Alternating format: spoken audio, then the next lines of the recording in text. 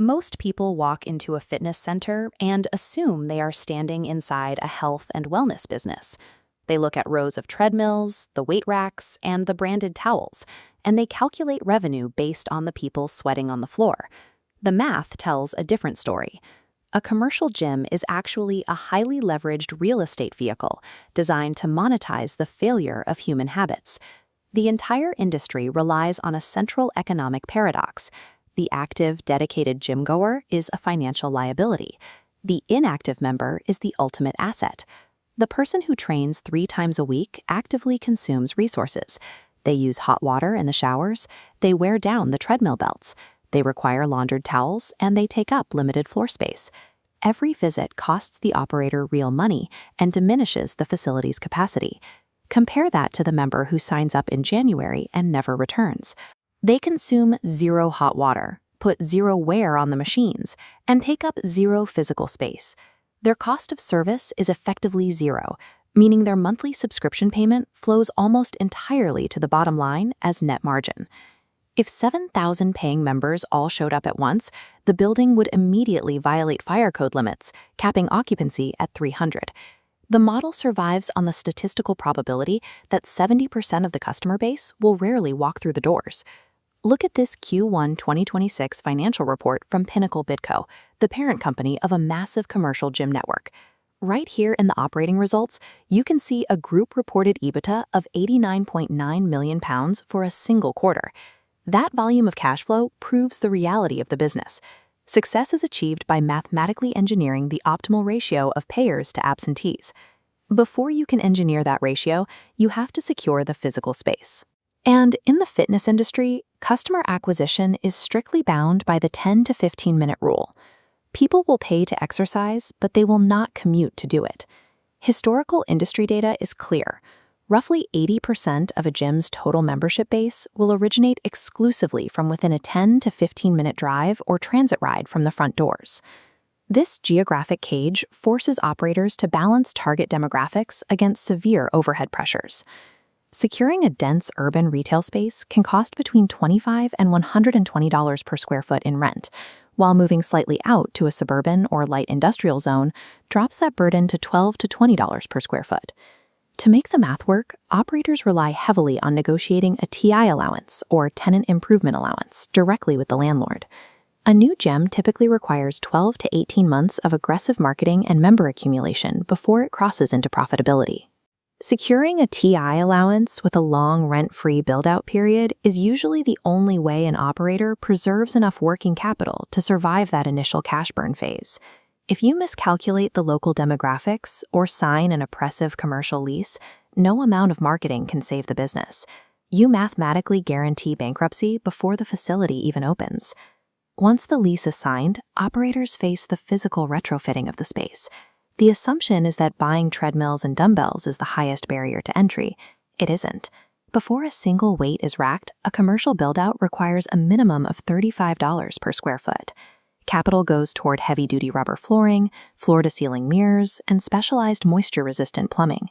But the single most devastating hidden capital expense is driven by biology.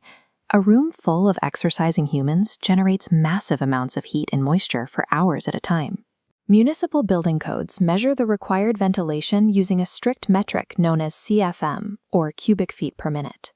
By law, gyms pump 20 cubic feet of fresh air per minute per person. On a 5,000 square foot floor with 100 peak users, that's 2,000 cubic feet every minute. Standard AC fails. This requires an industrial HVAC upgrade, costing $10,000 to $50,000. These life safety and environmental retrofits cannot be leased or deferred. They must be paid in cash before the city will grant the permits to legally sell a single membership. A standard retail clothing store might only require fresh paint and lighting. A gym requires total environmental engineering. The operator is paying a massive premium just to hack a standard concrete shell to safely handle extreme human biology.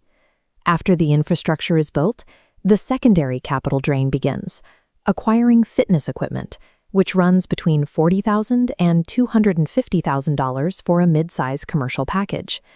Buying this equipment outright drains the exact cash reserves the operator needs to survive the low-revenue months following the grand opening. But leasing equipment introduces a deceptive trap. These leases carry annual interest rates around 8%, significantly inflating the total cost of ownership. More importantly, equipment leases almost always require strict personal guarantees. If the membership dries up and the LLC files for bankruptcy, the monthly payments remain a personal contractual obligation that follows the owner out the door. The industry's survival equation is fixed costs divided by profit per member. This calculation dictates the exact active payers needed to break even. Memberships acquired below this binary threshold are pure cash burn, but every sign-up above that red line is almost entirely pure profit. The equipment on the floor is ultimately a depreciating liability. The only metric that dictates survival is how quickly that equipment pushes the membership count across the break-even line. Reaching profitability is difficult, but maintaining it exposes operators to extreme seasonal volatility that standard retail businesses rarely experience. The fitness calendar operates on massive, rapid surges of consumer motivation, followed by long periods of total drought. The primary surge hits in January. Driven by New Year's resolutions, 12% of all annual gym signups occur in this single month, delivering a vital injection of upfront cash and recurring billing. But that wave recedes quickly. As the year progresses into the summer slump, operators face an industry-standard annual member churn rate of 30 to 40%. If a gym relies entirely on $30 base memberships, the operator is constantly running in place. They have to acquire hundreds of new customers every year just to replace the accounts that naturally cancel, simply to maintain their current revenue.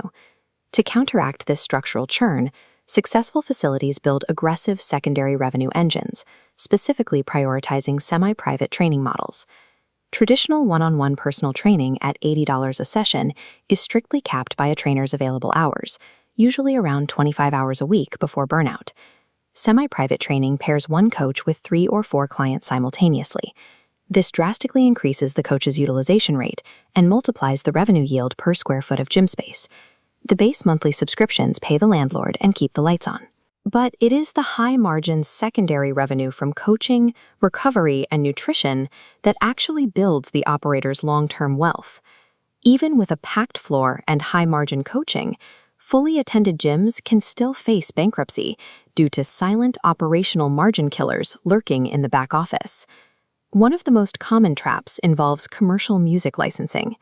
Performing rights organizations, or PROs, like ASCAP and BMI, strictly monitor commercial spaces. Playing a personal streaming account over the gym's public speakers is a direct copyright violation. Doing so can trigger statutory penalties of up to $150,000 per song. Then there's the threat of passive churn. A massive percentage of membership cancellations do not come from angry or dissatisfied customers.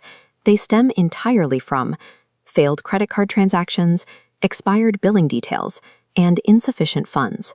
Adding to the friction, evolving FTC regulatory mandates are explicitly banning complex cancellation hurdles. By drastically lowering the barriers to exit, these new regulations artificially accelerate member attrition across the entire fitness industry. When you combine all these compounding pressures, from expensive HVAC upgrades to passive billing failures and regulatory shifts, the true nature of the business reveals itself. A commercial gym is a ruthless test of unit economic discipline. Owning a successful facility requires engineering a precise real estate arbitrage machine, one that can absorb operational friction, outlast its commercial lease, and perfectly scale the math of human behavior.